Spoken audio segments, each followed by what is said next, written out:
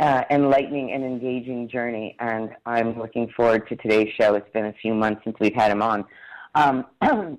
As for Seven, he has many different lessons and has been active and playing a huge role in the shift and awakening consciousness on this planet. Excuse me.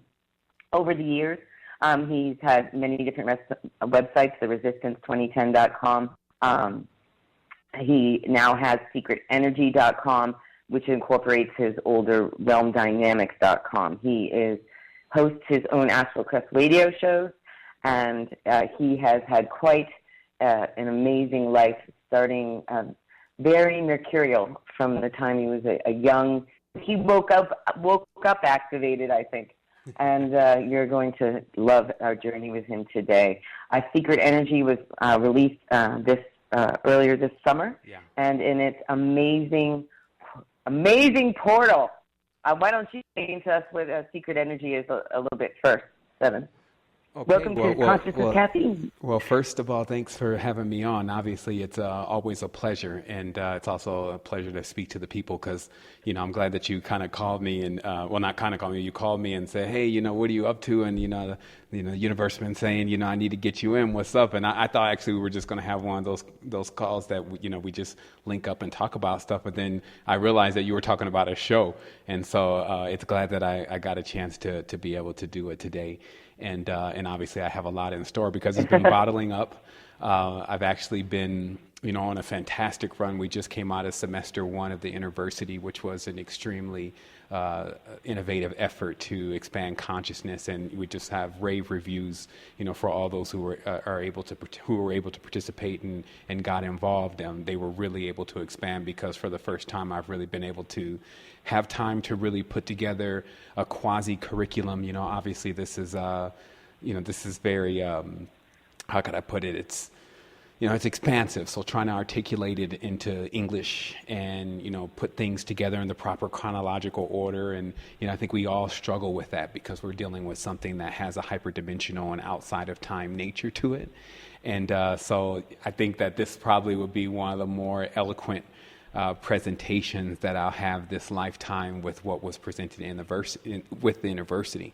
And then since then, I did take a brief moment to catch a breath. I just kind of went out to nature for a while and really just caught you reap what you sow. So when you put that much work into something, then there's always, what you receive after that. And so I put myself in a pretty good environment to receive, and I was able to keep climbing this never-ending ladder, but not in a sense where it's a ladder that, it's tough to climb all the time. It actually becomes rather enjoyable after you get to a certain point, but a ladder in the sense to that it's always expanding, and I'm constantly learning more and simplifying things and then going to the next phase. So as far as Secret Energy is concerned, it's really a culmination of all of our works. We want to centralize things. As you said, I did kind of pioneer a few expansive information sites on the internet that present consciousness. One of those is Resistance 2010, obviously. There's Astral Quest, there's the 2012 show and the Resistance TV. And so we've done a lot in these last 7 years, going on 7 years now,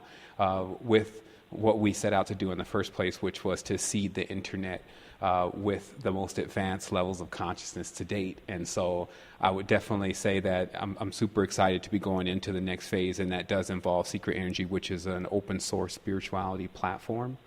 And it's really designed it's 100% curated, so it's designed to get you right to what you need, and then also to become the glue or the framework for synchronicity to, allow synchronicity to speed up. I mean, people meet even there. I've heard people getting married off of the site now, meaning they met on the site and then found the person that they feel like they want to spend time with. So, it's become definitely a hub for connection.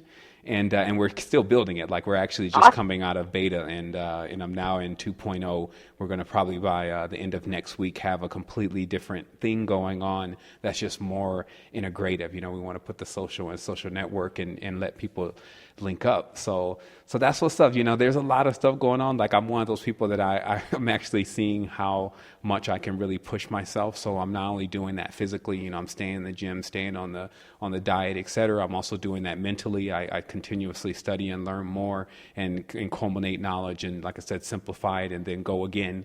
And then I work with spiritual expansion personally on myself and others with continuously pressing into the beyond, since I have a pretty exact formula of how to do that. And so, I get a fair balance of all this, but it does make for quite an active life. And this, I feel like, is what we're here to do.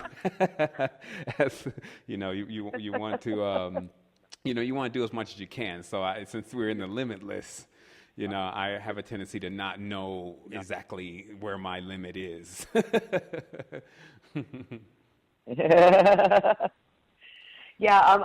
When you were telling me, I can't believe people actually, that sounds perfect for people actually meeting and getting, engaged or married off of the site. I immediately got a picture of that meme. You had me at fuck the system, seeing for that overview. And I've been in the Secret Energy since you first opened it for beta test and watched its rapid evolution or meiosis, or it's just exploding. I'm like, how is he managing to do this so fast? It's really amazing. It's like watching life explode through a website or a whole multiverse. Well, for sure. There's definitely a major connection with how everything works. Is we like to call it the blueprint, but it can be really applied to anything. And so they say if you build it, they'll come. And we build with integrity, and we look at it ourselves, and we want to make it the best. And there's no other motive beside just to do that. So there's a lot of integrity involved with what we're putting together, and it is a collective thing for sure. Because obviously, I wouldn't be building massive websites and dealing with all of what comes with that behind the scenes, which is really the unknown component, without others that were participating and going there and getting what they need and interacting, so it's definitely mutual, and it tends to, as I see the community really growing and I get more clever about how to allow others to assist others and allow me to assist others. And then also looking at these web platforms and how they're designed and how they develop, because I have a really good understanding of that kind of thing.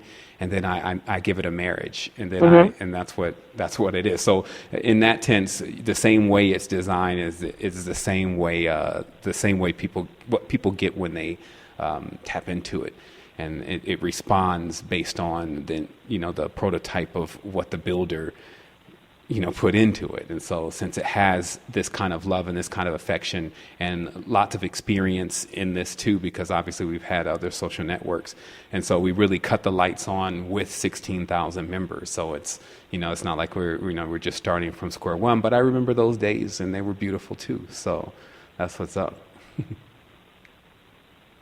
One thing I noticed when I was going to the site to get some pictures last night, the link, I saw you have the new the T-shirts. I love it, and it's perfect to lead in where our topic today. And instead of see you later, it's see you forever.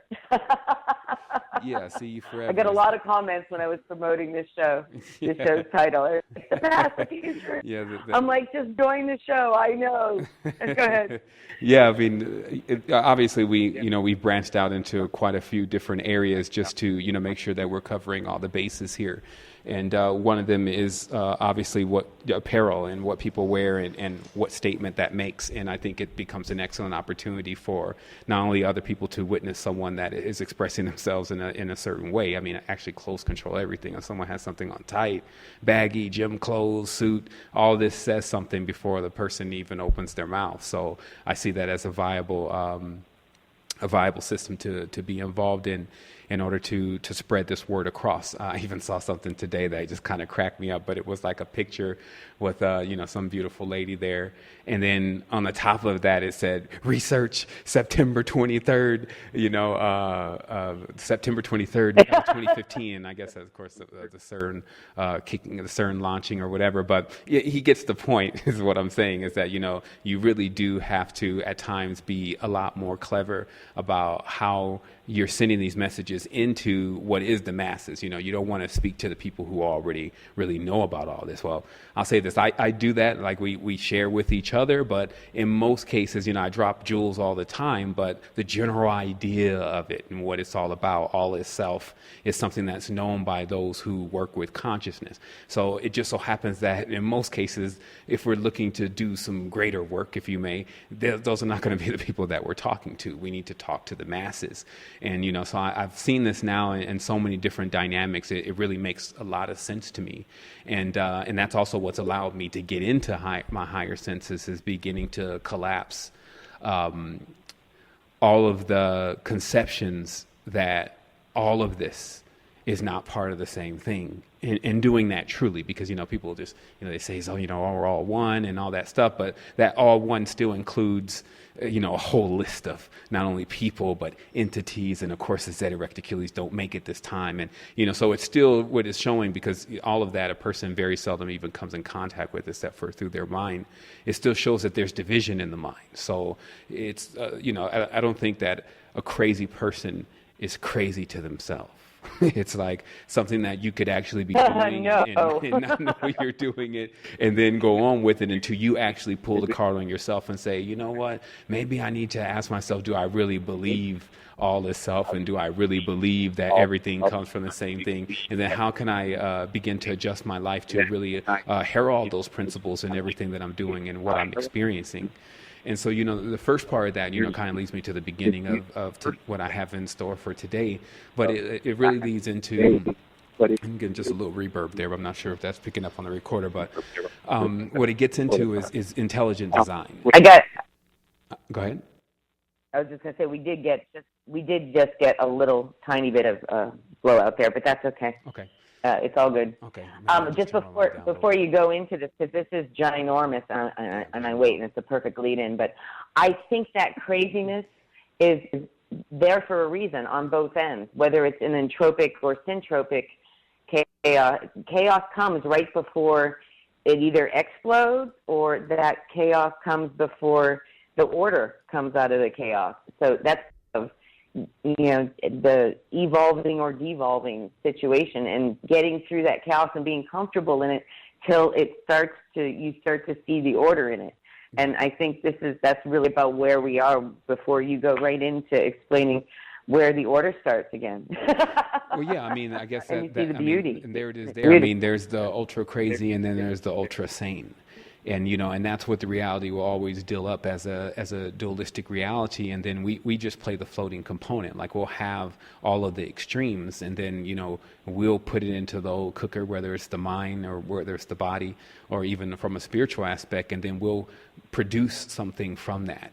But what I'm learning is that, you know, when you even get beyond all of that, that's when you're in the real seat. That's when you've now kind of you've beat the game, if you may. And I only call it a game, and it tends to, you know, if you die, you do come back. Maybe you blink for a little bit, but it's a serious thing that there is a continuous process with an immortal being, that there's no such thing as death. So in this reality, that's kind of number one, or at least number two, of the worst thing that can happen to you, according to most people. So if that's not true, then it also just makes the reality null and void as far as its severity. And so what that means is it becomes somewhat of a game to certain individuals once they figure out fully what's going on here. And then they learn how that there's in this an unlimited amount of things that you can do.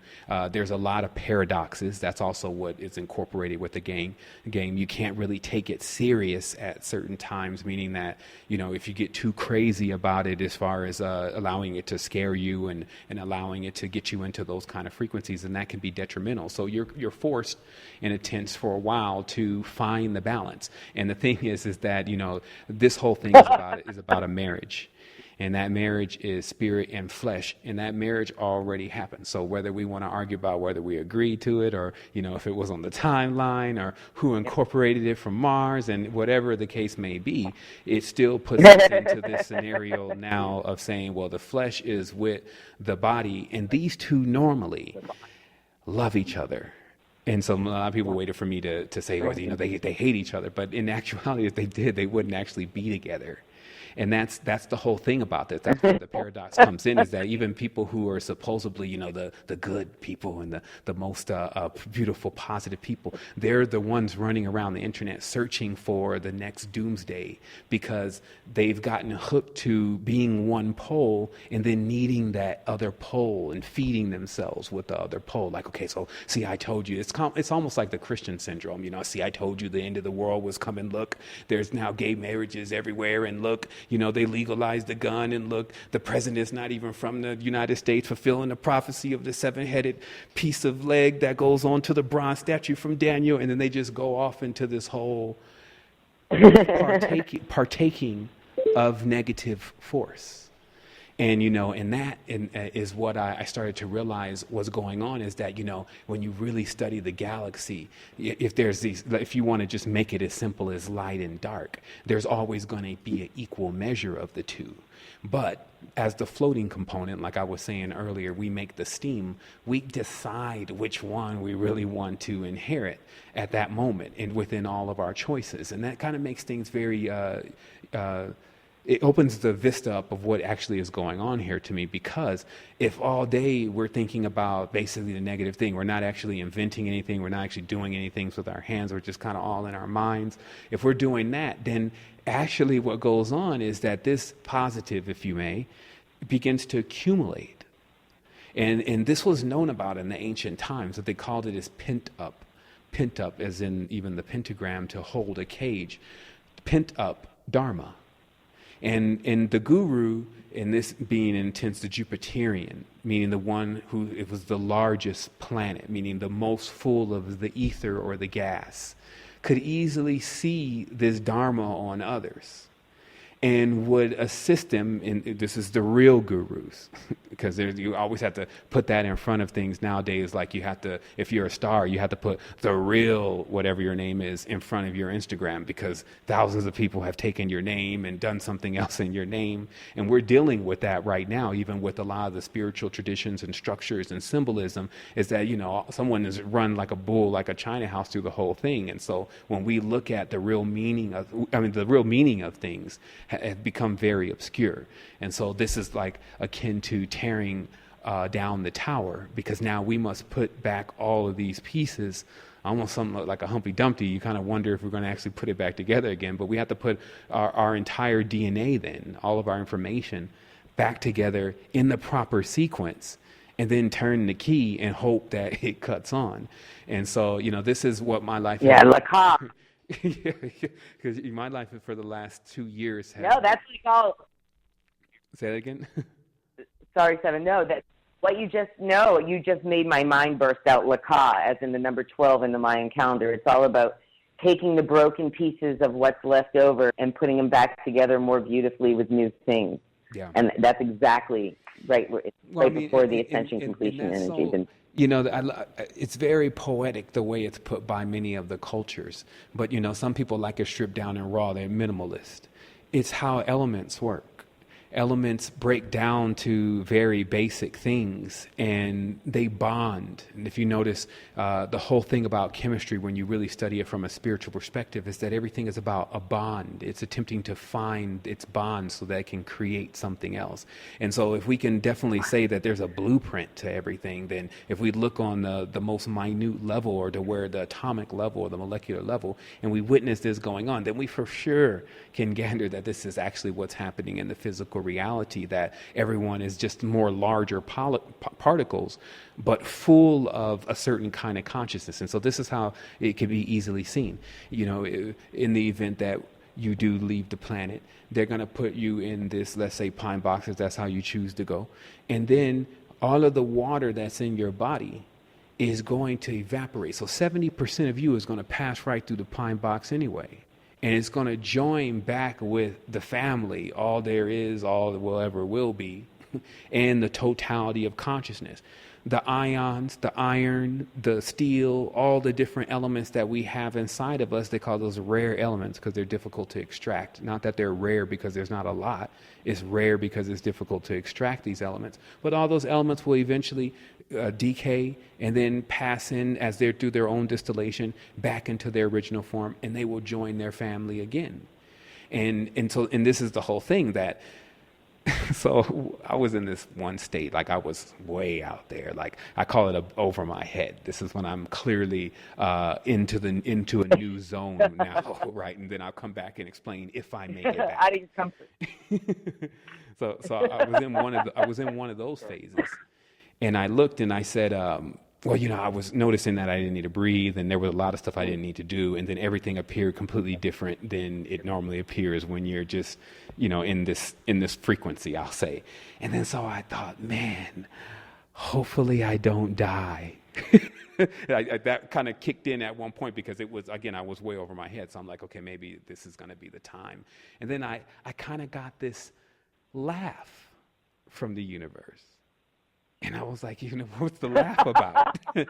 And it said, you would hope to die like this. And what it meant was because when I was way up on this mountain, and I was looking into everything, and I could see the whole thing, how it was designed. I was seeing the intelligent design. And I was like, and it was just so much. And then I was like, okay, I'm probably gonna die because I can't feel my legs. I can't feel anything. And then there was this laugh. You hope you would die like this, because if you die like this, my friend, it's guaranteed where you're going. See, in your world, on the ground, because all the humans walk across the ground.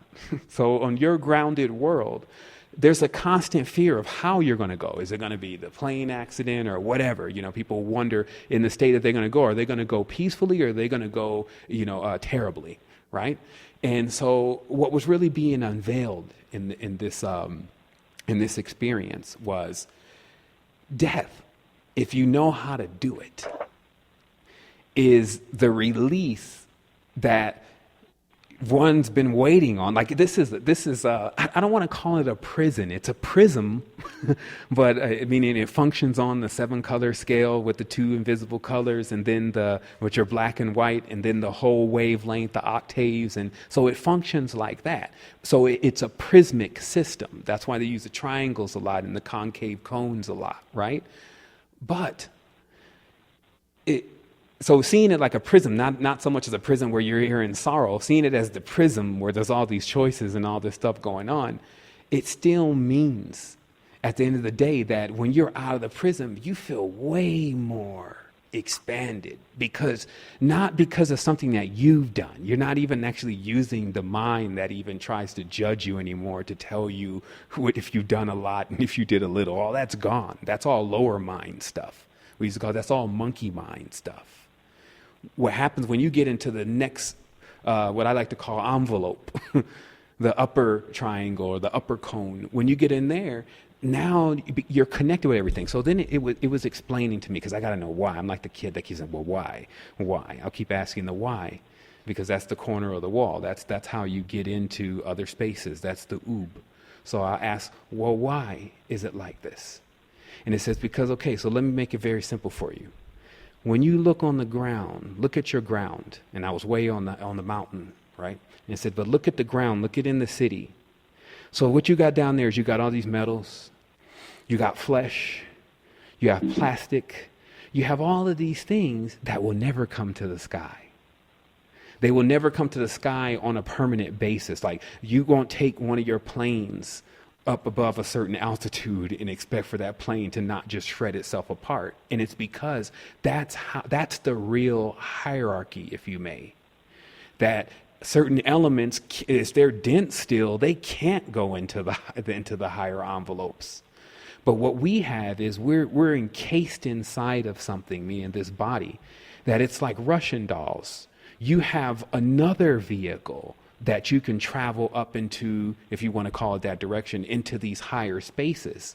But the only way to access those vehicles is to basically defrag, to pack up, because you can get really big in the division and in the judgments, and then you take on this ID. I'm black, I'm white, I'm Chinese. You take on more IDs. I like hip hop. I like you take on all these IDs, and you're getting larger and larger on the physical plane. So that's the fat Russian doll, is what I'm saying. In order to utilize the vehicles that travel in the spaces where there's no trash allowed, basically. No elements that can actually form what we would do on the physical ground, then you just pack it all up. And this has become something that this becomes something that when we're ready to do it. And to tell you the truth, the people who are experiencing the worst are actually more closer to doing it. So that's what becomes tricky about the reality. And this was explained very deep in if you want to know, well, what are these monks really doing? What are these lamas really doing? If you look into their works, they'll say, oh, well, here's how it really works. You will keep returning to the planet. And if you don't become a professional reincarnator, meaning if you don't become very conscious of your movement throughout these spheres, then you will keep accumulating what we call karma. Now, karma is just flesh. It means physical things and things that are already congealed. So you'll keep accumulating that because as we're basically flying through the cosmos, you're allowing the dust of the cosmos to collect on your consciousness. And this keeps forming over and it keeps getting larger and larger. And that's what we call intelligent life. Very interesting that we will call it that because that's actually opposite of what it is. What intelligent life is, that was the beginning of what I was saying, the intelligent design, is when you get the bird's eye view. And this is a bird is in a synonymous to something like a bard or an angel. It's something that actually has a view or a perspective that is different. It's not about being high in the air. It's about being able to see and penetrate things onto the molecular level because you can see to that level. And then when you're standing aloft and you're looking at what would be even the entire earth, you see a large pattern that is perfect. And some like to say, that's geometry, and it is in geometry in every tense, because the word geometry means the actual shapes of geo, or the earth. So there's this big geometry that you see, and that's when you have the aha moment. The aha moment comes because you realize, oh shit, we're not actually, if you're not every day building in the intelligent design and knowing you're doing that, then you're just taking suggestions. So what I'm saying is if you look at a pattern and the pattern is perfect, a large pattern, but you didn't know anything about that was even the goal of what you were doing in life, to just create this part of this perfect pattern, then you realize that you got to go up a few ladders. I won't say it's a humbling experience. For me, it was quite invigorating because I realized that there may be something out there that knows a bit more than most of the people that I'd be seeing running around here talking about they know something. Even sometimes including myself. Because, knowing something and being sure about it and speculating are two different things. So fortunately enough, for the last 3 or 4 years, what I've done is I've just continued to push forth things that I don't have to speculate about anymore. But there is a fringe side of my consciousness where I'm constantly experimenting with something to see if it's malleable. Is it really the way that I believe it is, or is it just the way that I'm seeing it? Because if there's two sides to it, and I'm only looking at one side, and thus I've made my decision, I've judged it, does that still make the other side not exist? Of course not. The other side still exists. So then, from that thought, what you begin to leap to is the grand realization, which is that you don't need to think to exist. See, somehow there's an error that's occurred within our society where we believe that basically anything that can think or talk is what we call sentient, right? And then what can't supposedly is non-sentient. And then this births what's organic, which is what's sentient, of course, and then what's inorganic, which is non-sentient, right? So, and this is just like headlong in error. Because if every single thing in the planet, be it plastic, technium, whatever, is still made out of atoms, how could any of it be fake? How could any of it be artificial? So we found ourselves kind of in a bind with trying to differentiate and divide so much. Because we already know the division will leave you powerless. But it actually takes place when we start creating errors in our division. So let me make this clear because I don't want to confuse people. But what I'm saying is that I got some bismuth laying here, okay? because now I'm in the noble kingdom now. I've passed through the plant kingdom, so I'm now only dealing with noble elements. So I have some bismuth laying here. And bismuth doesn't speak English. So therefore, everyone has denoted bismuth, or this rare element, as actually inorganic. But then in our meditations, in our deepest meditations, what we find is that when we don't think, that's actually when we reach into the Atma.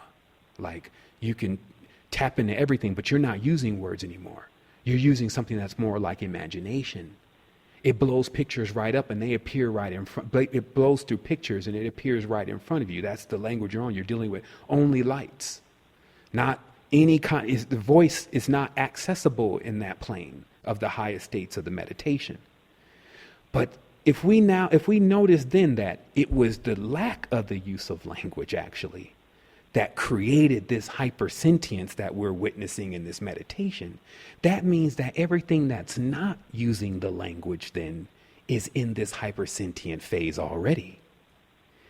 And this is what makes a Mashiach. This is what makes an adept. This is what makes a Rabmag. This is what makes any of the high titles of one who knows how to wield the elements. And it starts from one basic principle. Everything is the same. Because this is what happens. Even bismuth, when you finally do have that conversation, just thinks that it's bismuth, just like we think that we're only humans. So any dominant frequencies occurs when you collapse a lot of divisions. Any dominant frequencies, the dominant frequency holds sway over the non-dominant frequencies. Let me clear this up a bit. This means that sometimes you can take certain elements, let's say diamond tree, ayahuasca, and just hold on, because it's clear that this dominant frequency, which is this bioethnogen, is now about to take you for a ride. You're on the ride. It has the energy that it needs to go on the ride. It's not really your energy per se. So what I'm saying is that there are elements in our reality that are a lot more convinced about what they are. And that becomes the dominant frequency. So thus when we take any of that kind of stuff, we get basically almost taken over and experience what it is to be that. So follow me with this here. So this means then that the one who has not only done it mentally, not only done it spiritually, but also done it physically, meaning completely reorientated their consciousness to become a dominant frequency, believing that all is the same thing from the fiber of who they are. When they tell the water to move out the way, when they tell the plastic to turn itself into gold, when they tell the glass to melt itself and become wood, it just does what it's told to do. Just like if you take one of these elements that are more dominant than what we think we are, and then you go on that trip, you see what I mean? So it all really connects. So this becomes a life goal. It becomes a lifetime goals. Is simply to not only find the connection that exists within everything, but to be that. Because and this is a real vivid thing. Like if you can't take the element and remorph it. First of all, you're not going to be doing this in front of anybody. It's really not about other people seeing you do this. But if it's like bending the spoon. So if you can't do that though, then there's much to learn. This was exciting to us at a certain point. Now it's kind of frustrating. We're like, oh, where does it end? And what do you mean? I got to be able to build elements? Oh no, that means I got to bend elements, man. This is insane. I'm not up for the task. But the good thing is that that's how collectives really work, is that it's, they used to call it the 100th monkey syndrome. It's basically when someone does begin to tap into it, it starts to replicate itself. It's invisible. That's why they call it Amun, okay? Because it meaning invisible. They call it invisible God, meaning something that actually is doing something, but we can't see it. This is not actually a person. It's an ideology. It's a metaphor to explain to us how we work on this invisible level. Because the most powerful things, breath, is invisible, but yet we breathe it. So this invisible, we need to start at least drawing a circle around that, hey, there's some invisible in there, and that invisible is operating. But what we find is that what I'll say is nothing is truly invisible. Nothing is truly clear in the physical realities. It's just about how fine can you tune your lens. And our lenses are basically the eyes that are all over the body. Some call them chakras. To be able to tune that lens, to be able to see into that space and extract what you need from that space. Because, of course, anyone that is capable of doing something like that has a purpose. And so this is the difference between moving with purpose. And there's not one that's better than the other. We often, like we breathe in and breathe out. The universe can choose to just go to sleep and not have a purpose. And then it can choose to wake back up and just everything has this purpose tied into it, strung across the infinitum. It's doing the same thing that we're doing. It's like sometimes you can really hammer it out from age 25 to 32, and then after a while just sit back for about 2 or 3 years, like, what's it all really worth? And then reinvigorate yourself again and come back in it. So this same kind of behavior. So this kind of moves me into the next thing, if you didn't have something to chime in about, which I know you do. But, I want to just mark the point that this moves us now into understanding the difference between being a zodiac sign versus being the cosmos and how that all plays out. Absolutely. What I love, I was just mentioning to one of the people in the chat room who was responding to what you were saying, how they really resonated with it. And I said, Seven's the only person I interview that I really don't like to talk because they don't want to interrupt me. Well, we're thankful for that. I'm sure because I'm also I just sit over over somewhere else and I watch myself actually when this whole thing occurs these days because it's the zone. Like I play better in the zone.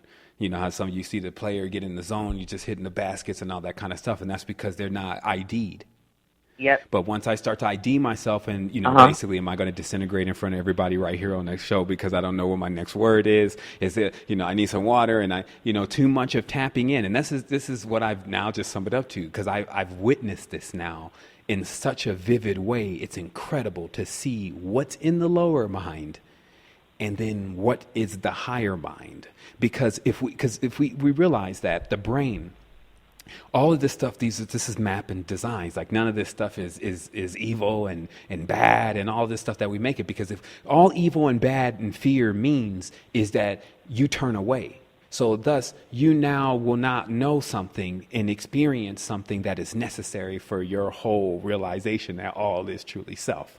So with the brain, it has quadrants.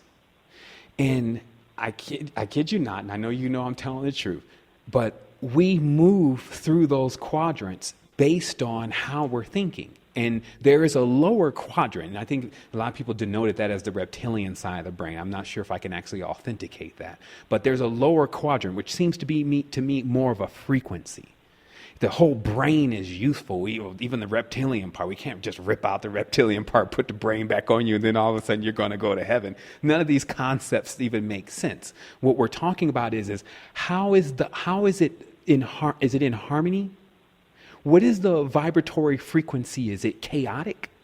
Or is it cycling within itself? Is the corpus callosum burned out? Or is the weave completely put together between the neurons, and so the left brain is talking to the right brain? So these are the questions that we have to intelligently ask. And if we get a no on that, we have to be innovative enough to repair that, not turn, they call it left behind. The left side of the brain was left behind. This is why, except for the left-handed people, we are primarily right-handed people. And this has a lot to do with the 26.5 or 23.6, whatever, degree wobble that is on the planet. It makes us primarily use one side of the body. But this is because if you want to know how you really correct these kind of wheels, is the same way you would fix any wheel. It's still tarot, it's still the wheel, it's still rota. Don't reinvent the wheel. There's nothing new under the sun or the disc. So what does all this mean? How do you fix a warped wheel? You need to rebalance it.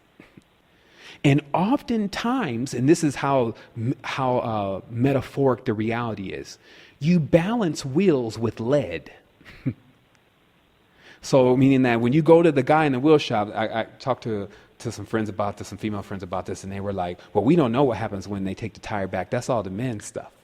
Well, if you were privy to what goes on when they take the tire back there, and you say, like men do, I guess, in some cases, hey, man, so what's going on? This is the inquisitive me. So how does a tire get balanced? Oh, well, we just spin the tire. We find out where the imbalance is taking place. And then we take this piece of lead and we tap this lead right there. And then it balances out the tire. Now, lead is actually synonymous with death. Lead is synonymous with Saturn. Lead is synonymous with the whole component of when something has to be destroyed. This becomes a very useful component, I found. There are elements that do that naturally. Like we need compost, and compost is highly connected with the same elements that produce what we call death. You see, so there's always that tearing down and building back up like we were talking about before. And it's because if you are an architect and you have a chance to build your own home and live in it, as you live in that home, you'll notice things that you should have done different. Maybe you should have run the pipes that are going through the kitchen that make the crazy noise right by the bathroom on the other side of the house. So if you get an opportunity to build another house again, you're going to make sure you don't do the piping that way. So that's how the whole thing is. It's just a big house. That's why they like to call it the mansion. It's man Zion, man meaning flesh, notice man is contained in the word one man and man. So it means flesh. So that man, and excuse me, I kind of got disorientated a little bit because I went back into the flesh. But anyway, so it's the whole connection it's the whole connection with how the reality actually forms itself. And so what I was going to say is that, so what happens is that when we say how the reality is going to form itself, we have to throw the question in the statement right back at us and say, well, how are you forming yourself? And so what I've come to discover is this is actually what creates a zodiac sign. It's when you ingest or come into communion with, over a prolonged period of time, specific elements. Like you can become a lunar being. You can become a Venusian. You can become a Martian. You can become a Mercurian if you continuously immerse yourself into those elements. Now, these elements are personalities. It's just like astrology, just like astronomy. It's not only parallaxes and calculations of geometry, it's also personalities and experience and preference of taste. So the reason why it's the zodiac or the zoo, basically, and there's mostly animals on the wheel, is because this is all the stuff that goes on in the different variations that happen throughout the transformation of the being in the physical worlds. The physical worlds are flesh, so thus they are animalistic.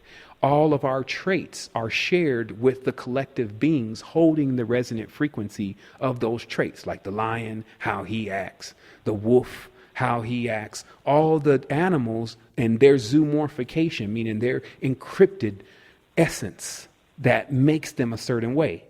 Because see, as a builder, this is the only things that you're working with. As a creator, these are the only things that you're working with.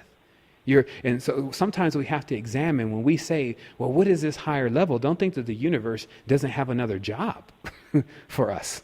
Meaning that higher level doesn't mean resting in cotton balls or floating around on clouds. Higher level means more management per se. It means more responsibility.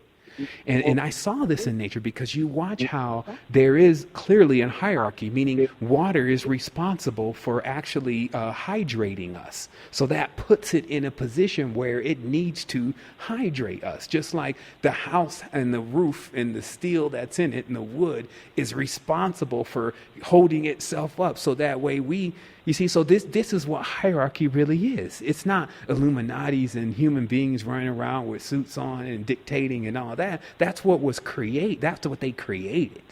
The true hierarchy, which they even have to bow down to, is within the nobles. It's within the elements.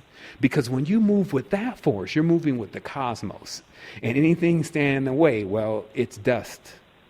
Meaning that anything that stands in the way of the movements of magnetars, quasars, these kind of elements that move with precision, it just gets obliterated or passed through. depending on what kind of element you're dealing with. There are elements that just pass through the entire, excuse my language, bullshit of what's going on in physical reality. They just don't, it doesn't even register. They fly through it like a screen. They don't even see it.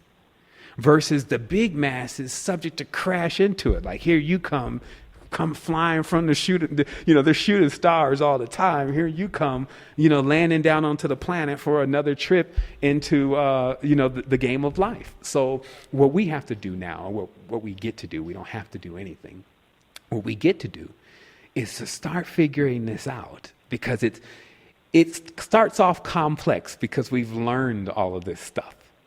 And then just like Yoda says, now you must unlearn, which is the most difficult thing to do when you have, the lower mind completely trying to go at 1,000 miles an hour, even when you raise your vibration. Meaning, when you raise your vibration, that's why the most useful technique within meditations, which must be accompanied with breathing, is the ability to shut up the lower mind. And then also to, even at the beginning, because that's not as easy at first, to examine how the lower mind will not shut up. And so thus, it's in a constant expenditure of the energy, right? It's like it's blowing the currency. And many people have experienced this too. They come out of the deep meditation, namaste, and they just feel like they're flying. So they don't really want to talk. It's like trying to get them to say something. They just say a few peaceful words. It's all of it's together now. And that's it. And it's because when you leave the lower mind and you get into the higher mind, the last thing it wants to do is dive back into the old chatter, right? But what we've learned is we've learned how to do both. And this is where the innovation comes in. Many of us have begun to take those messages from on high and then descend with them, taking the secrets from God, if you may, bringing the fire of Prometheus back down to earth, and then bringing it here and beginning to work with it so that it begins to heal the people. And this healing, notice healing only takes place generally through one method, and that's just the elimination of toxins. And toxins are eliminated through a burning up process. So this is the same reason why the body can't by itself as flesh just fly out of here, just, Superman right on out of there. Yeah, right. This thing is going to burn up at a certain point anyway, because it's toxic. The toxins are going to burn off. So the real healing process of this world is for those who understand how to work with the light of Kundalini. Fire and light and all these are synonymous. So when you're working with those different spectrums of light, when others are around that light, the unexplored crevices, we'll say it like that, not the darkness, the unexplored corners, light is shed I into like that. them. Yeah, you got to be really selective with the words because, or else you're condemning people, you're judging people. And then when you get into that whole thing, that's all lower mind stuff. See, the lower mind, it's so integrated in what we're doing every day now. We're seldom getting a break from it at all. And this has been going on for many people 10, 15 years until they think that they are the lower mind. And that's really how it works. This thing talks to them in English. And I've had a whole show about this. It talks to them in English. And then they respond to it. Like, I wonder if we should go to the store. I don't feel like I'm going to the store. Who are you talking to? Because you just have to recognize. See, once they say, man, you better recognize how many different forms, even if they're eidolons, even if they're egregors, meaning concentrated forms of consciousness that you've put energy into, are operating inside of your globe. And we talk about this in the Innerversity courses. If you don't get customs, if you don't get that guard on Fardelheim or whatever his place is called and to stand at the gate and guard what's coming in through your portals, mainly just in your head, meaning in the globalist or the head, the prime of the body, which is the head. If you don't have guards on the ears, on the eyes, on the nose, and on the mouth, which is where you're taking in all the essence, and also in the spiral in the top of the head, in the bottom of the chin, if those areas are not guarded, then you're subject to be boarded. Now, this means then that each person, as we've already confirmed in metaphysics, operates not only as a planet, but also as a cosmos. But when you're in the small time, you can just agree that you're operating as a planet. So when something alien, meaning foreign, that does not have your custom, it means that it has to go through customs. This is your actual state of consciousness to where you say, this is what I'm ready to take. This is the amount of degrees that I can handle. This is how much energy I can handle. And this is how much toxin that I actually need. So you make those decisions. We call this the dolphin, because it begins to get quite, for a while, you just have to drill into everything. It's like you're even watching every single breath. We call it the dolphin because the dolphin actually is conscious of every breath that it takes. The dolphin doesn't actually go to what we call sleep, because if it goes to sleep, then it'll just die because it's responsible for its breathing. But with that power, it's also gained the ability to utilize sonar.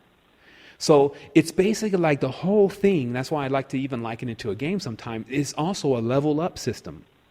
See, they showed us how that the punishment system doesn't really work. They showed us that in school. Like if you try to teach people based on punishments, it scars their growth, right? So Earth is actually a reward-based system. The more you actually begin to integrate yourself with what's really happening, the truth, the more you get these talents.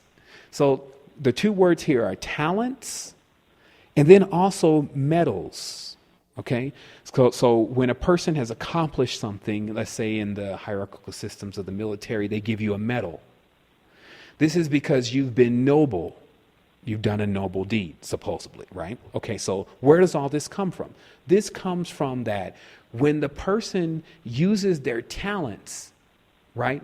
When they call it a talent was actually a form of currency. If you know in the Bible that they actually were using talents during those times, it's a form of a currency. So when you utilize your talent and you excel in that, it's like investing in the stock market. You actually end up doing the right things with your talent rather than letting it get it waste away in some cube or cubicle. So when you are utilizing your talents and they begin to reap the rewards, then you get medals. Now, these medals, which we sometimes write off as, just these stuff that, we don't even have a real relationship with metal these days. But our entire body exists on these metals or minerals. Our mineral composition actually does govern how high our frequency can even go. Because if there's not enough conductors like copper, especially these zincs, sodium is a metal. Many people don't know. They think that sodium is a white powder. Go look it up on the internet. Sodium is a metal. It's eventually transformed into what we see as a white powder.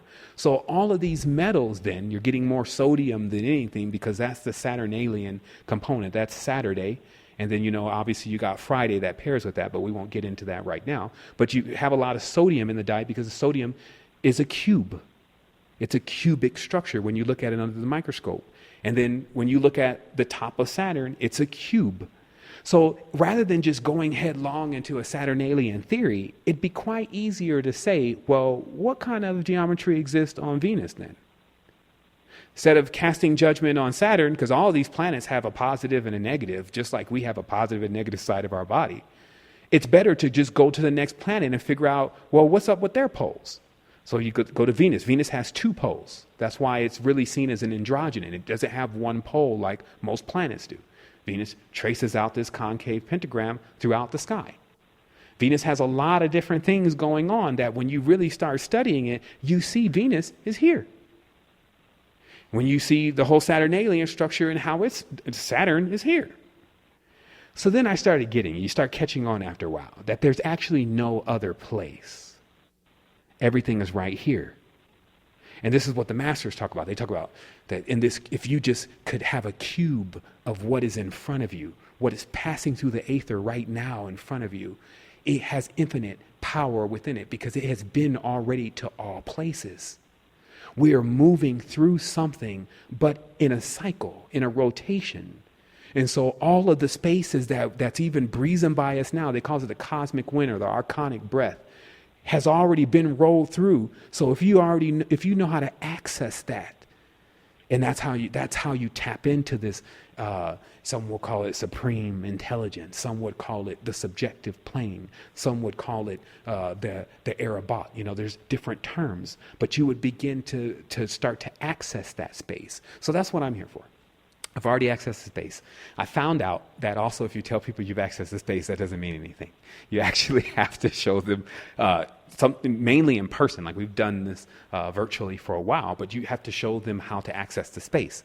This is what also cracked me up a while ago about how we think that one is supposed to perform for another, that the full confirmation that one has gained power is when they can like make some stuff float, or I guess throw electricity from their hands and shock the hell out of you with it, like, you know, like a Sith Lord or something. That's supposed to be the identity of when a person has power, right? But it's so funny to think of something like that, because the reality truly is that we want it, every person wants not to witness someone else do something, but to actually experience it for themselves. So that's what this is about. This is about the step-by-step process. We work on it, like I said, multiple ways. We have this mental thing going on when we're using conversation, and you know, a lot of people they feed on this, and you know, it's energy within the words. And then some, they just deal with the essence. They begin to do the work, if you want to use that term, on themselves. They begin to grab the elements and start learning what's going on. I think we're getting a little reverb, so I'll slow down for a minute. So, you know, a lot of energy going. So yeah, so we'll take a minute, because you know, it's like, see, for me, I'm just getting warmed up. Like, this is actually a part of a 4-part series of something that's so massive. You know, I call it the mass portal. Absolutely, and actually, it's 7. It's perfect timing to take our station ID and music break. Yeah, let's do that. For a few minutes. Yeah, awesome, perfect. And so, everyone, you are listening to Consciousness Caffeine Radio. This is Rainbow Warrior Goddess Lisa, and today our topic is the Ancient Future, Part 1, The Higher Mind, with Seven Bomar. Seven is a visionary, a spiritual activist, author of Code to the Matrix, and a heaven of a lot more. He is sharing his sagacious perspective on the ancient future and the higher mind, and we are only, as he said in the very beginning, this is going to be a 4-part series. I have a short but I thought appropriate piece of music picked out for when we come back and open our Rainbow Warriors Circle. So when we come, all callers, if you're already on the line, all you have to do is press 1. We are back with today's episode, which is the Ancient Future, Part 1, The Higher Mind, with Seven Bomar. He's a visionary, spiritual activist, author of Code to the Matrix, and a heaven of a lot more. He is sharing his sagacious perspective on the ancient future and the higher mind. And as Seven was saying right before we went to the break, this is the first part of 4. So we're just at the beginning of this journey, and I'm loving it and ready for more. And we are opening the circle, but before we do, Seven, I just wanted to make a comment quick, because I didn't want to interrupt you back when you were rolling, as you do so well. But what you were speaking to primarily, you know, I loved what you said about the darkness not being dark, but that which hasn't been explored. You know, it's all about shadow work, and that's what I do. And it's all about going into what we've suppressed consciously or unconsciously and revisiting it and facing our fears. And in my self-realization process, like I love listening to you, because you've gone past the point where I've gone and crashed and gone back up and crashed and gone back up, and you've broken through to the easy. And I have periods of time of that, and they're longer. But it's all what I've found is the hardest thing to do in this body with this consciousness, in this physical form, in this world, is our power, our own power. That's all the fear we have to go through, is the fear we have of retaking back that power. And the song I just played and the vision you gave about, there's not really any words, it's ineffable. But when you actually see the infinite beauty and how everything is so magically put together, and it literally blows your mind. Yeah, because but it's just so eloquent that you would even mention that, is because you know, I would definitely love to chime in on that. And it's, you know, because you know, what often is missed is that if we're actually even somewhere we're in this space, if this space was put here. And you know, I know there's kind of a reverb, so maybe let me see if we can try to handle that, because, or else I'm gonna just have to pull my earphones away from my ear, because it repeats back what I say, so it kind of throws me off a little bit. So I'm trying to see what's actually causing the audio reverb. But I'll keep going, and then we'll see what happens. So what I'm saying here is that Earth, if you're inside of it, it was put here already. So from that perspective, that's what the subconscious mind is. It's all of the framework of how Earth got here, or how it was all formulated. And so inside of us, for us to even be static here, for us to be, even open the eyes and see this, all of it must reside. And this is what was discovered in many of the deeper, some of the more mental approaches at trying to figure out what was going on, why we're here on Earth. But that everyone came to a conclusion that was studying that information was in the subconscious. Because when you put someone into a state of sleepiness, like a hypnosis, the amount of information that you can get out of this person is alarming into what you would think they had no knowledge of. And again, in the depth of something like that, it would just be really within the person asking the questions at a certain point, because you could ask this person the question, and if they were in this state, which is basically like a state of harmony, they're floating in between two planes. They have access to anything that you're asking, as long as they're not accessing their mental mind. And this is also what you do in lucid dreaming. You don't access your mental mind too strong, or else you fall off the wave, you wake up. So, and I'll say this, because, this could get to one of those conversations where I just tell people all the good stuff, and, and that's fine and dandy, but we're going to change everything. We're already changing everything now, but we're making heavy efforts. And I'm meaning, this faction in itself, as it, more and more people adapt to it and join, that's great. But as we're working on it in the core, in the nucleus, we're going to change everything, because we found certain things. See, I'm only looking for certain things. Like I need to understand what the element does, what the building blocks are, what attracts what repels what, and what is its transformation throughout its evolution. Because I can sit back now, and even with what I can get off of Google, watch the entire rise and fall of a hypersentient empire like the Aztecs or the Kemetans, and I can see where they are now. Meaning that nobody ever dies. So I can see the bodies they're now inhabiting, what they're doing with their bodies, how it all came to that. So I'm at that stage now, and that's like let's say the Time Lord phase, when you're watching thousands and thousands of years of civilizations make their way through time. Because, time, that's why they show Cain is leaving the garden, and he has this whole downtrodden thing about time, because Cain is Saturn. And it's all just tied into meaning that the journey of time is a very weary journey. Inside of time, to continue something forever, even to create concepts of forever, you have to create concepts of time. So where all those ideas exist, it's trudging on, and it has the strength, though, of all of what it's collected as it's continuously going. And then what I mean by we decide to change everything is because once you know the mechanics, we call it celestial mechanics. Once you understand the realm dynamics, eventually it'll click. And what we're doing is we're creating things, and this is what's going to be coming out within the next 2 months. And we're creating things that perfect the field. Because just like what I was saying earlier, if you're on a zodiac sign, that's because you're either going through the house, you've either been through the house quite a few times, different houses, and you're having that whole experience.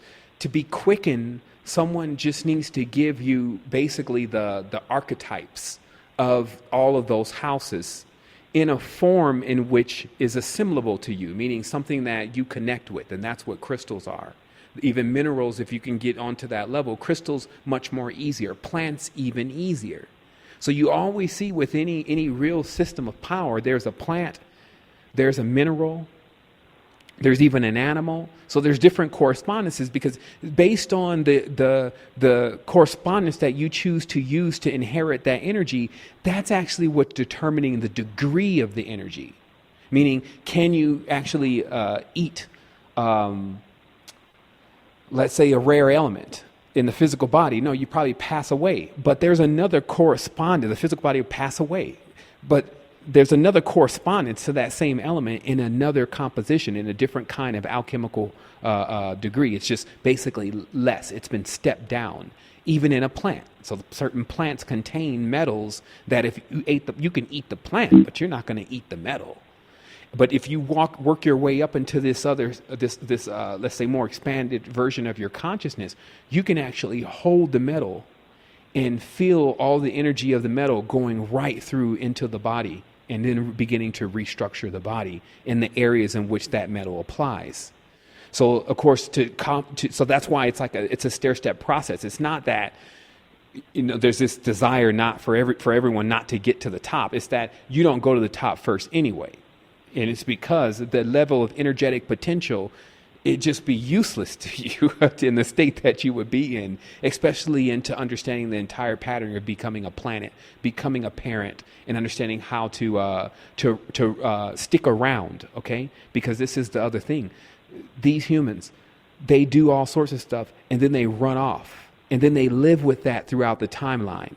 This is like the plight of God. Like when you understand God's whole thing, God wants to actually pass off the responsibility of what to do on earth on you. Because God's been managing the entire earth for thousands of years. And just like watching a baby for thousands of years, you're ready to go have some fun. So you're looking for, and I'm just playing all these dynamics.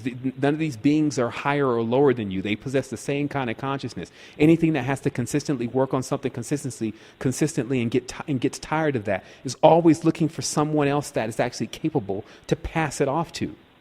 So, and also because there's so many of these planets, there's as many planets as there are babies, right? So if there's 8 billion planets already, like there's no limit to these. So that's also the key that they talk about with abundance, is to realize that there's no scarcity. There's the whole fear factor in the stock market crashing and all that stuff, that artificial stuff, if anything could be called artificial, that they try to push through. But the reality is the earth is rich, the coast is rich, the planet's abundant. If it rains somewhere and there's a drought in another place, we have the innovation to move the system so that they balance each other out. So, but because they, it's what they say, 18 the hard way, because we're going to have to learn another lesson too, which is about how to exact dominion, how to become better parents, how to move an insufficient, retarded parent out of the way, put them in check, and then get into the position. But you're not going to do that through walking downtown, marching. You're not going to do that through any of that. That builds a lot of courage. That builds a lot of steam, and maybe you work on your legs a little bit. But the thing is, to go where the power is. Like, don't play games. And that's why I say we're going to change everything. If this is the game, and sometimes you got to watch out for these words. When I say don't play games, meaning still, if you want to do this, don't say you're going to do this and then 20 years later you're still saying you're going to do this. This is not something that you want to do like that. Go say you want to party for the next 20 years or something. You'll probably have more fun. If you're going to do this, grab the elements that are going to actually be able to do it, or else, you know what I'm talking about too, because some people, they have this whole Save the World program loaded, but they don't have any clue of how to actually save a world. So then they carry the world like Atlas, except for they don't got the muscles. And then it starts to break their back. And then after a while, they only have crone phase for you, basically telling you how any story that comes up, the scapegoat is what I call it. They invert the pentagram, meaning invert phi, invert the whole idea of what it is to be in the known created world and its real purpose. And then they go at you with that.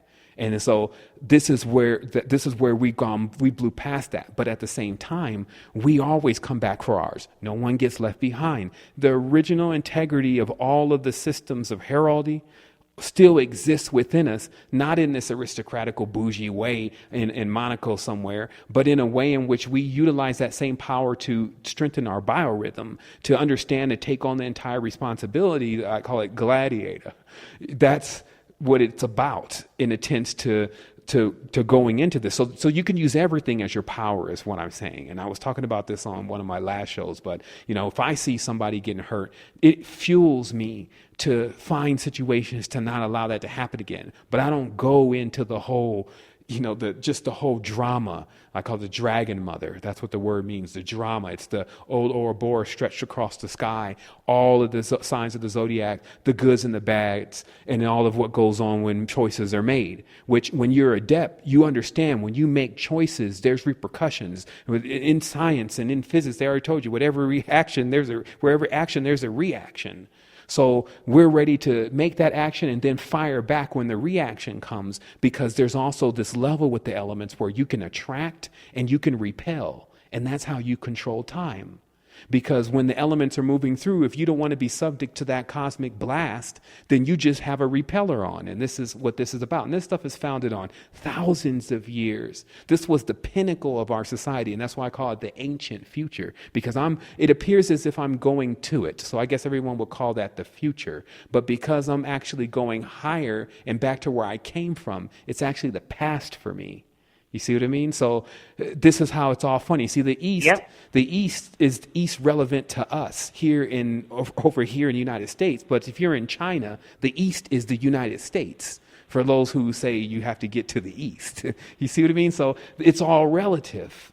So this is also the next thing is that remember though, when you access the overmind, well, I know we're coming for questions in a minute, but I'm going to let them have it. But just let me finish this part right here because it's the key to the whole thing, or else none of it makes sense.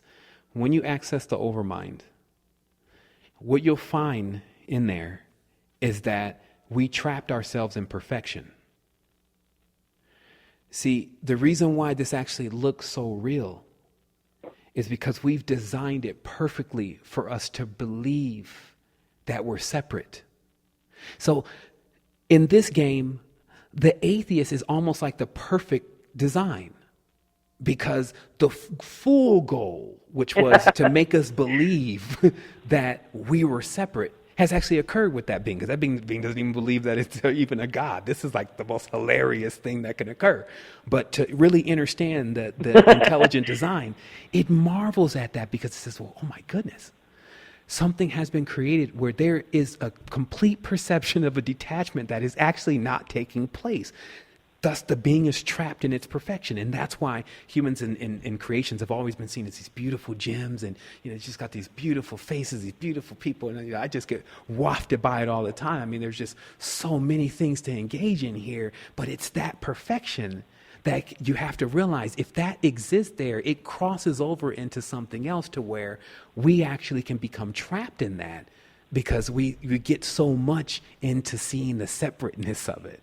So just be aware of that trapped in perfection, that particular statement will always kind of snap you out of certain times when you get too stuck into certain areas because it just reminds you, hey, remember this design is done perfectly. You should see it from the top. There's not even a part missing. And then all the beings that are dancing around in this huge mandala, they don't even know edgewise. It just comes to them as a suggestion.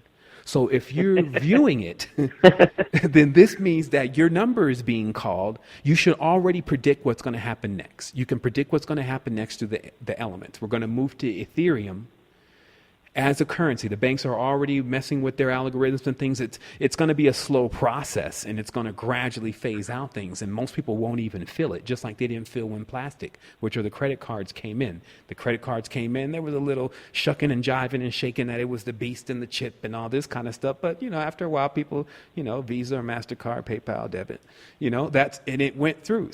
But it's symbolic. Because the plastic and that kind of carbon and chips and superconductors are all part of one family. And when that family comes through, that's tech. When tech comes through, it signifies the beginning of Aether. And this is what elements teach you. Like this story is written in the stars. Like it's actually written in the tables of the changes of the elements. So all of what we need is here, is what I'm saying. And I've already got enough to know what to do. So I'm just in position. And also kind of glad that I'm on a planet that it needs to be done. So thus I have a purpose. So with position and purpose, oh my goodness, like this is a candy store at this point. That's how it seems to me, and that's because I'm pure optimist. And so, that's it. So, and then the last thing is just to remember, when you cut yourself, you heal. And it is that very action. If you can begin to realize what goes on right there, it's even the key to immortality in the physical bodies. The body, it repairs itself. So what controls the action of when it decides not to repair itself? Like when we get older, it's because it's not like a cut. It's gradually happening, so it kind of goes unnoticed. Versus when we cut ourselves, we have a knowledge that cut is there, and we begin to heal that cut, what we call our immune system. So there's immunity commands to send immunity commands into the body consistently. You see? So this is all child's play. Like what I saw, quite frankly, language actually wasn't even the construct to interface with it. Light wasn't the construct to interface with it. And that's why I realized that there was that scripture that says you can't see its face and live. What that means is it's not actually a being. It's actually everything. And to look into it, You lose all idea of self, like you as an individual, and you gain the ability to be everything. And that's the process. The process is for you to be able to do that and still remain cohesive. Like, so there's two different endings to this game. There's one where you just merge completely back into the subjective plane as all the elements in that you are, and then that goes into the composition of the matter, and then it gets regenerated again by a creator, which is us when we have sexual intercourse, or animals when they have sexual intercourse. So that's that process.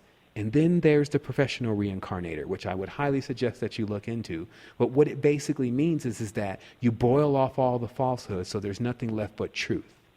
When you pass through the body, the elements try to act on you, but they cannot, because you're a higher truth. Then you maintain your consciousness, and you can start doing this now. This is just not about waiting till you die to try, because that's kind of the worst time to try to figure this kind of thing out. You want to get used to it. But as you begin to come out of this, what do you call it? It's a cocoon. As you come out of the cocoon, and then you start merging, it's now the elements, because you've been forged. And this is why they say the shaman, the process is to basically take out even the bones and restructure them with iron. And they talk about this process is very painful. It's all symbolic, because what it really means is that just the whole process of you basically re-engineering your entire being is quite painful, to just let go that whatever this other color is and whatever this other creepy thing is and all that has something to do with what you're going to be doing right now. And then also your inventions. And I like to use this word a lot, because remember, we are creators. And now we have the elements, because before, and then just one more thing, it's another jewel. See, the process of time is all calculated. It's all rigged, baby. Because see, early in the game, we had to go with the flow for real. We flow with the rivers. We flow with the wind. Because if you didn't flow with them, you didn't survive. So, and then understand, this is from multiple levels. Yeah. Like if you don't flow with the level where the Nile is moving, if you happen to be living in that area, you're going to die, because there's going to be nothing there in a certain period of time. And because we hadn't gained any motor skills, like to be able to go up opposite to a current, we flowed with that. So that also is what kept things in that kind of harmony, right? And then that's actually when we met the Supreme Being, because we realized right away, right from the moment of realization, that the Supreme Being was more embodied in what we would call breath. And this is why. First of all, no real Supreme Being is going to give you any options like worship me or else. If you don't worship me, this is what's going to happen to you. Like, I mean, come on, who is this guy? Exactly. Right? So, and there's a reason for that. It's because there's no negotiation. Dominant frequencies don't negotiate. So with breath then, since breath is life, breath is the Supreme Being. We'll use the word God because more people are used to that word. Breath is God. Why? Stop taking it and ye shall surely die. Take a lot of it and you will be more filled with life. So it proves, like if you take all your breaths and you take your breath properly, you'll go into a whole nother framework. And so, see, the Supreme Being is truth. And we find truth all around us. It's actually in the elements. And one of them, just to understand more, because there is a process of the introduction to this concept, if you may, breath is the first one, because it shows you it's not negotiating. Breath's not going to ask you, well, don't take a breath then. Fine. See, that's called subjective. This is what it's meant by the subjective plane. It means that you take it and you turn it into whatever you want, but I'm going to be always what I am. And so that's what it means to be subjective. You define it. So you take in the breath and then you go about your merry way. You go on with your life. You take on the breath. I'll give you the breath. I'll give you as much breath as you need. And you go run and you create children and you go have cars and you go have houses. You go have fights. You go do all of that. Because I'm breath. You see what I mean? So that's what we have to begin to see here as these other personalities or characters that are involved with our process here and actually are in more of control of running our process. And then when we get control of that, meaning to seize control of your breath, is then to become a Supreme Being for that element. So that's it. So that's it. I know people will be able to rewind it and then play it back again, and then they'll get what exactly I'm talking about within this first part of the transmission about, how you really tap into the higher mind, and then how you stand aloft at times and you're able to see the grand design, and then that eases things up about what you believe is going on, and it allows you to break the prism, so you're not looking at colors, green, blue, white, black. You're not playing the color game. You collapse and you shatter the whole prism, and you move the lower cone, and then you move into the top cone. So this is how you would do that mentally. But of course, needs to be a physical and a spiritual component to that, and so that's also what we teach and we encourage people to do.